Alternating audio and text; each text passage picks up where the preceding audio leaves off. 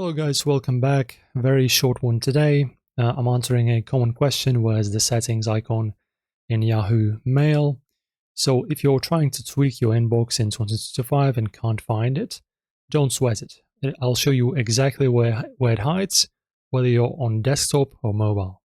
So guys, this is very simple. As you can see, the Yahoo themselves provide a little helping page on how to find it, about how to find it. So as you can see, find settings in Yahoo Mail. It's very simple. As you can see, there are these three dots over here. It's kind of hidden over there, so it's not entirely in this kind of box of settings in here. So you just need to press on the three dots, and then you will see this icon. This is the usual icon for any website, I suppose, to find the settings. And you will see the settings. After that, click on it, and you will be able to adjust any settings in your Yahoo Mail. Guys, and that's it. It's that simple. Nothing really to discuss in here. Hopefully this helps you out. Press like and subscribe. See you in the next one, my friends.